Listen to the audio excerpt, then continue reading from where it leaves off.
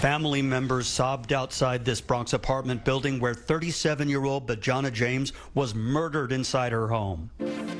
Stay safe out there, y'all. Matter of fact, stay dangerous. Streets warming up, and it's still cold outside. What's cracking, y'all? It's your boy, J Local Peso, man. Your friendly neighborhood. And I'm sad that we gotta come together on these terms, man. First of all, I want to say rest in peace to the beautiful soul, Bjana James. Reading in the daily news, they're gonna say a Bronx mother of two, her throat slit and a knife left resting on her chest, was found dead inside her Mount Haven apartment Saturday as cops launched a manhunt for her fugitive killer. Police said officers responded to a 911 call at the Batanzas houses, found Bjana James. And you know what?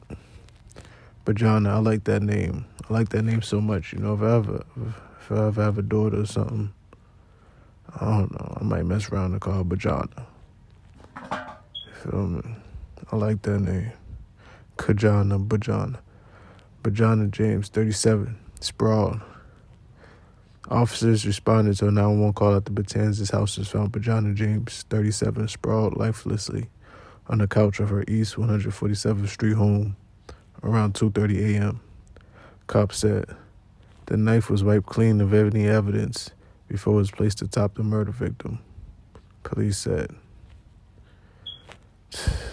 Yeah, man, so basically, man, listen, I don't even care if she was cheating, man. I mean, I don't know if she was cheating. She wasn't. I don't want to just put that on her, but let's just say she was. I'm just saying, what could she possibly have done for him? You get me? I don't know. Let's just say she was. That still wouldn't call for you to take her life, man.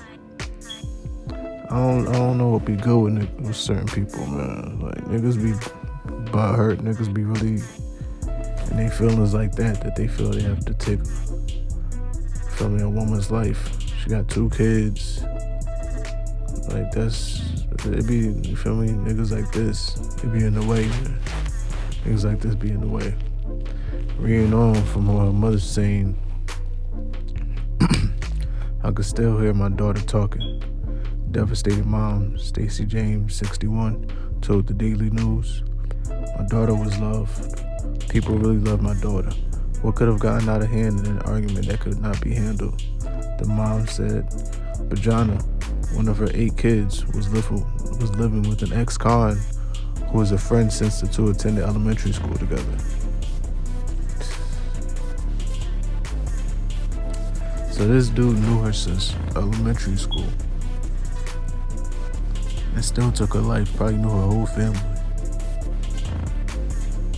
And what's crazy is, the craziest part about this case is she was Bjana, the beautiful soul. She was telling, I think, her cousin that she felt like he was gonna do something to her.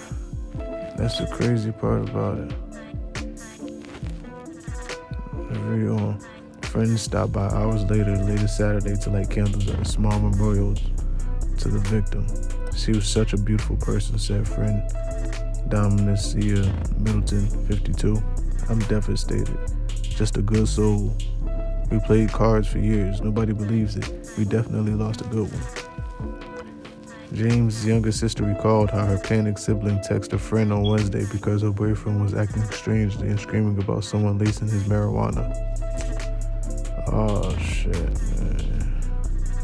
You know, I heard they put that fentanyl in marijuana now. Oh, shit, man. But I don't know if it got people doing this. Maybe it was that wet. It must have been that wet to have them do some shit like this. Reading on, the boyfriend stormed out of the apartment, but later returned about 8:30 p.m., said a cousin of the victim, who would only identify herself as Shelly. She texted me, he's here, he's back. And ever since she wrote that, we didn't hear from her again, she said. So that's what her cousin Shelly told the Daily News. That Bjana texted her, "He's here, he's back." And that's the last thing they wrote. Bjana James was found dead in her Bronx home on Saturday, March 19th, 2022. James' two children, Maya, age 8, and Junior, age 12, were staying at their grandmother's home when the killing occurred, family said. She was a loving person, James' cousin told the news. She left her 2 kids behind. We have to go break the news to her kids. We didn't think this would happen. It's heartbreaking, man.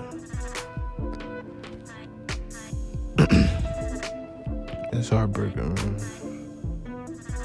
It's crazy, man. It's real life stuff happening out here. She was just a beautiful woman. Look at her. It's like, I remember, quick segue. I remember when I was young and I watched 300. Well, the movie 300 is still one of my favorite movies.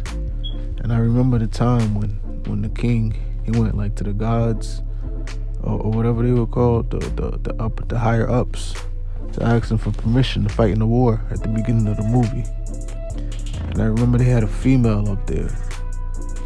And the female was she was like a nymph. She was like a nympho. But she was like, I don't know, she was more, not even a nympho, I would say a sex slave. She was like a sex slave up there.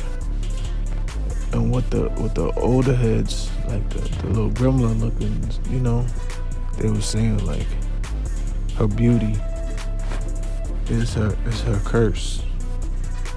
And it's like, I don't want to say this is the truth about Bjana, but I'm not, because I don't want to say it could be a curse, but it only turns into a curse when you got like weirdos like this, you understand? And it's like, wow, because it's like, she's a beautiful woman, and what he have taken, he probably couldn't take whatever that came with having a beautiful woman.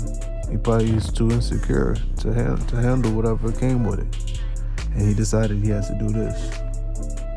That's why I tell y'all woman, man, be safe, be careful out here, man. Be around people. Don't just, if she felt like she was scared, she should have got out of there, did something. But sometimes, it's life. You can never be on point 100% at the time, you understand? We can all get caught slipping at some point, so it's like, it's like in The Godfather, he says women and children, the original Godfather, he says women and children could be careless, but men can't. But sometimes women and children can't be careless neither. Because sometimes when they're careless, sometimes they pay for it with their lives.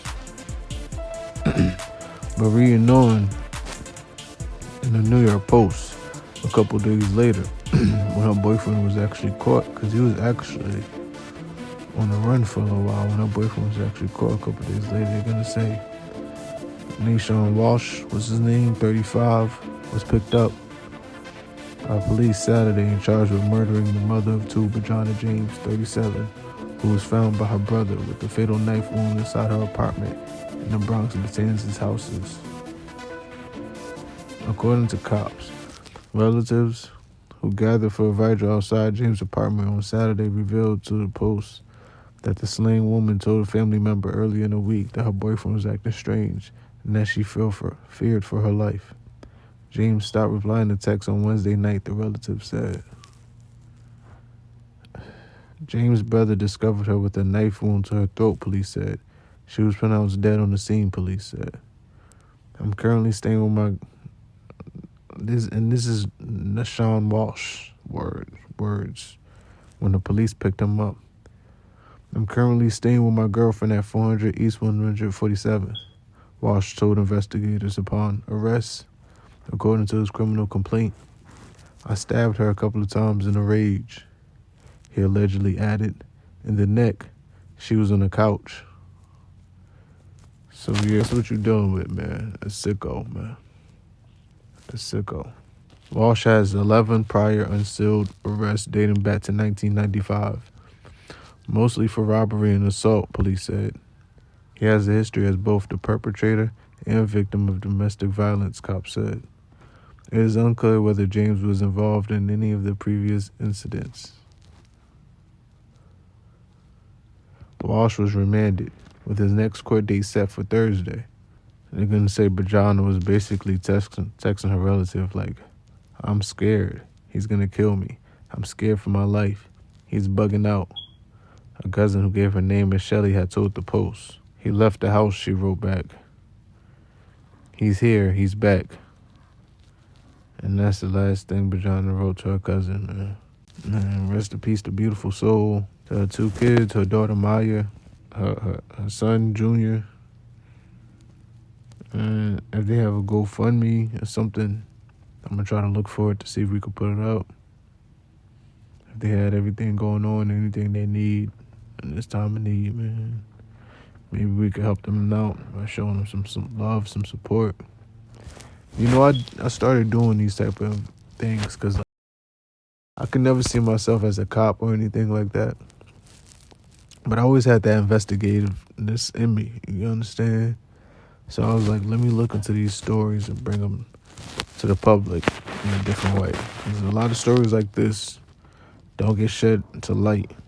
So I just want to get shed to light, let people, names out there. Because I don't want to look at, as crazy as this might sound, I don't always want to look at life so harsh and so horrible. So sometimes I just want to celebrate life. So when someone passes like this, I don't want to be sad and be upset. I just want to,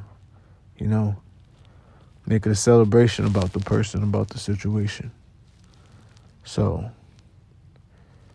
long live Bjana James. Rest in paradise. You'll be gone but never forgotten. And we out.